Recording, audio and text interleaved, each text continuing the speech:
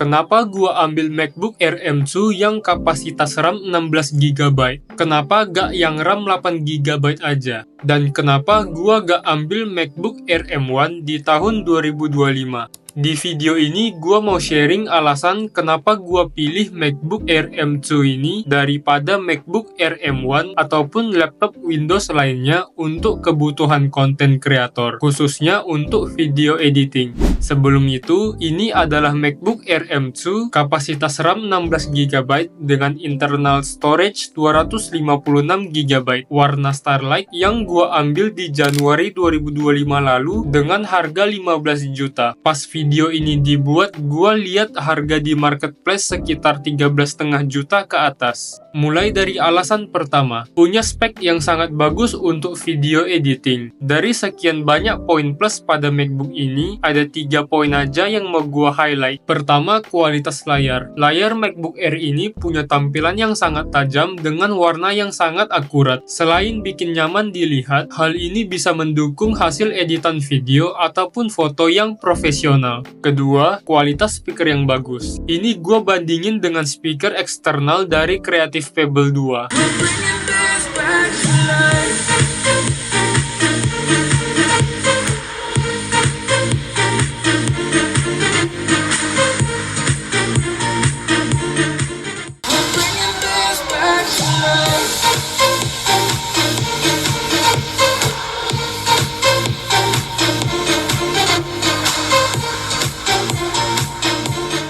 Dengan mengandalkan speaker dari MacBook ini aja, udah cukup menggantikan speaker eksternal yang bagus. Apalagi kalau ukurannya segede ini dan perlu dibawa kemana-mana, ini bikin gak praktis dan gak minimalis kan ya. Ketiga, kualitas mikrofon. Jujur, gua sangat jarang pakai built-in mikrofon MacBook ini. Gua selalu ngandelin eksternal mikrofon dari HoloLens M2. Mungkin nanti gua akan bikin video review singkat mic mungil satu ini. Tapi menurut gua, untuk kualitas suara yang dihasilkan dari mikrofon MacBook ini udah bagus di kelasnya. Untuk hasil yang lebih bagus, tentu perlu diedit lagi seperti tambahin enhance voice atau reduce noise. 3 poin ini yang menurut gua menjadi spek unggulan di laptop MacBook ketimbang laptop Windows di harga yang sama. Untuk poin lainnya gak perlu dibahas lagi lah ya. MacBook ini udah diakui banyak reviewer di luar sana untuk kebutuhan produktivitas yang profesional. Alasan kedua,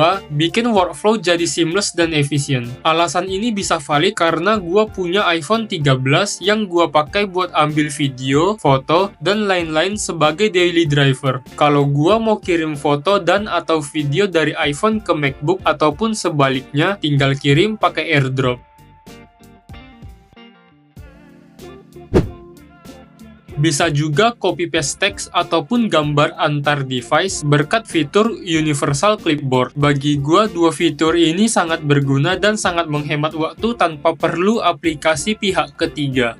Oke, masuk ke pertanyaan, kenapa ambil kapasitas RAM 16GB dan internal storage 256GB? Dari informasi-informasi yang gua baca, RAM 16GB adalah minimal RAM yang disarankan untuk kebutuhan konten kreator di zaman sekarang. Kalau buka aplikasi berat dan multitasking, RAM gak cepat penuh serta swap memori gak banyak dipakai dan gak sering aktif. Ini bisa membuat performa gak lemot, jarang crash, dan umur SSD lebih panjang. Aplikasi-aplikasi yang kita gunakan akan konsumsi lebih banyak RAM seiring waktu, dan perlu diingat kalau MacBook ini gak bisa tambah RAM. Kapasitas yang dibeli akan selamanya seperti itu. Kalau kenapa pilih internal storage 256GB? Alasannya sih karena gak ada budget lebih buat ambil 512GB. Seingat gua waktu itu opsi yang 512GB bedanya 3 juta cuy. 2-3 juta lah. Tapi yang gua ingat di 3 juta. Gila memang. Gua mikir mending beli SSD eksternal sekitar 1 juta dapat yang kapasitas 1 TB daripada tambah 256GB tapi tambah 3 juta. Ya memang kepraktisan itu yang dikorbanin sih. Kemana-mana SSD eksternalnya perlu dibawa, apalah daya budget gak cukup.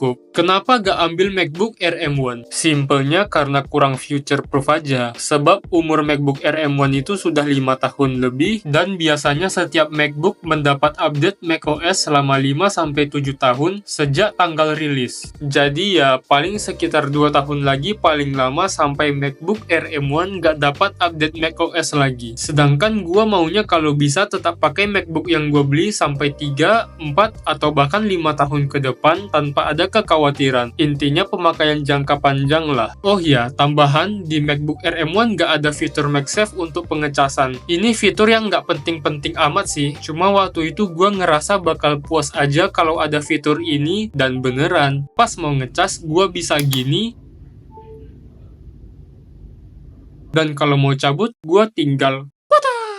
What a nice experience. Gua gak bilang di 2025 ini MacBook Air M1 gak layak diambil ataupun kapasitas RAM 8GB udah gak mumpuni. Itu balik lagi sesuaikan dengan kebutuhan kalian. Kalau kebutuhan yang ringan-ringan seperti ngetik di Word, bikin PPT, balas-balas email, Air M1 RAM 8GB aja udah cukup banget sih. Apalagi kalau kebutuhan gaming yang berat. Ya jangan ambil MacBook. Untuk rangkuman, gua ambil MacBook Air M2 ini di 2025 karena laptop ini punya spek yang sangat bagus, punya fitur ekosistem yang baik dengan iPhone yang bikin workflow seamless serta efisien, dan future-proof untuk kebutuhan gua sebagai content creator. Jadi itulah alasan-alasan kenapa gua pilih MacBook Air M2 ini. Adapun sedikit pengalaman pemakaian gua yang tadi udah gua selipin-selipin.